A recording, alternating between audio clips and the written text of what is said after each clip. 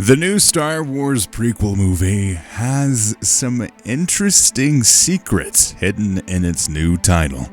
Welcome to Star Wars Uplink. Star Wars is known for some very interesting secrets, or at least not secrets, but theories that are spawned from the titles that they choose for their movies. When The Force Awakens got announced, many were theorizing around that. The Last Jedi, they were theorizing who could be the Last Jedi, and Rise of Skywalker was theorizing around who the Skywalker could be. Would it actually be this new redemption arc or type of story around Kylo Ren, the last surviving Skywalker? But they ended up going a different direction with that. A different tie-in, though, that we have going back to The Last Jedi and the secret text there, as well as the secrets that were found on Ahsoka. There is something that was hiding in plain sight this whole time that might come full circle in James Mangold's new movie. The Last Jedi was a pretty controversial movie. It was almost the beginning of like a lot of the discourse, I'll say, online around Star Wars and what Star Wars should or should not be. I personally really enjoyed it. I thought it was one of the few Star Wars projects that actually was trying to say something. You don't have to be from a family name to actually have an impact in the galaxy, which they ended up completely getting rid of in The Rise of Skywalker, which I think missed the whole point of like, hey, Luke Skywalker just so happened to be the spawn of a Jedi family that there shouldn't have been Jedi families in the first place. And now there's this one family that is kind of just impacting and guiding the future for. And The Last Jedi just took a different turn to that. It said, hey, no, you can be anyone in the galaxy. You can be Broom Kid and you can make an impact. Now, we can argue about how well they actually did that story justice. Did they actually pull it off? That's a completely different thing. You can complain about the Canto Bight sequences, and I think that adds some good character moments, but it didn't actually add anything to the story. So I can see the criticisms there, and also just like they're freeing the slaved animals, but they're not actually freeing the slaved humans on the planet. Somewhat controversial. I think they're focusing on the wrong thing there, but all that to say, The Last Jedi was a big pivotal moment for Star Wars, and I think a key thing that we totally missed out on was on Ahsoka. They had this symbol in the ground that has the light and the dark, and for a long time people theorized around like the introduction of like the father, the son, and the daughter, and if this is a representation of that, what does it actually mean in terms of the broader strokes of Star Wars. They introduced the Jedi texts, which are these key pieces of learnings and trainings for Jedi, dating all the way back to the origins of the Jedi. And now James Mangold's movie might actually be pulling this full circle of like going back to the beginning, and it all stems from the rumored new name to the movie. In an interview with SFX, the Rogue One and Acolyte producer Simon Emanuel addressed an upcoming Star Wars project, and he says this, quote,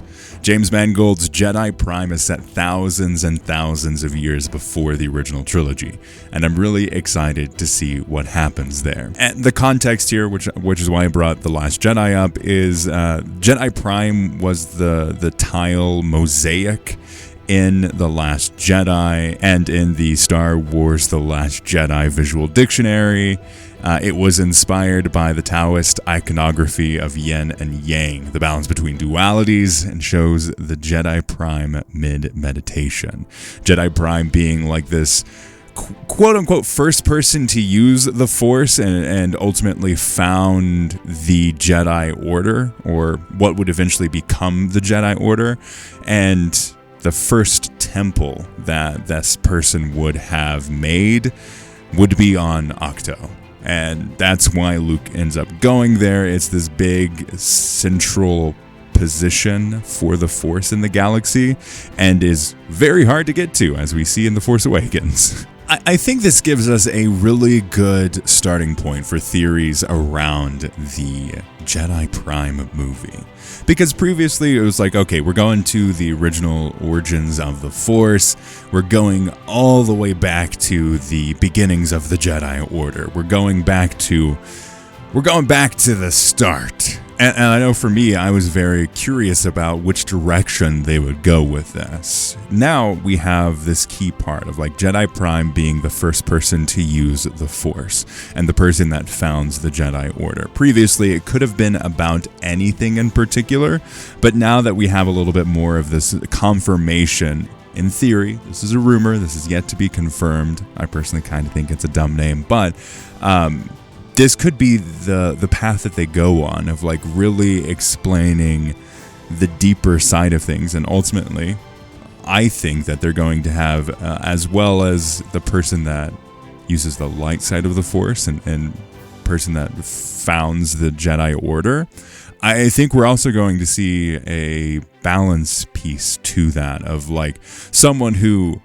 wields the dark side of the Force and uses that power against them, ultimately founding what would become the Sith or the early iterations of the Sith, utilizing the darker aspects of that. Or maybe there's this almost like devil-like figure of like trying to corrupt and ultimately, because I think as we see with the mosaic in The Last Jedi, there's going to be this interesting piece here because the mosaic represents this character in both dark and light, this balance of the Force, utilizing all sides of the Force. So this could be the biggest confirmation of gray Jedi there has ever been, which I think a lot of fans would really enjoy. But also, I think it needs to set up the foundation of the Jedi to ultimately separate itself, to say, yes, we can utilize the evil or the darker side or the more like passionate side of the Force, but I think for most things, we need to utilize the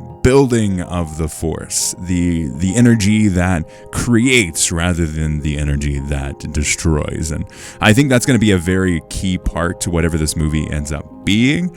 And whatever it does, it's going to completely change our perspective on the Force in every other instance of Star Wars. Whether that's the prequels, the sequels, or the original trilogy, whatever is set up in this movie is going to have huge ramifications for the future and the Jedi. And it's just going to be good to see a new Jedi. That's what I'm looking forward to. So there's a lot here. Let me know your thoughts on like just the specifics. Like, do you think that Jedi Prime is just like a misfire? Is it a representation of this whole area? Is it this piece of the timeline? Is this just a red herring for us to all focus on so they can do something different? What would you like to see in the beginning of the Jedi? I think this is one of the most exciting Star Wars projects that we've had so far, and I'm really looking forward to it. Let me know your thoughts in the comments below. Would love to read those. As always, check out our podcast, and may the Force be with you.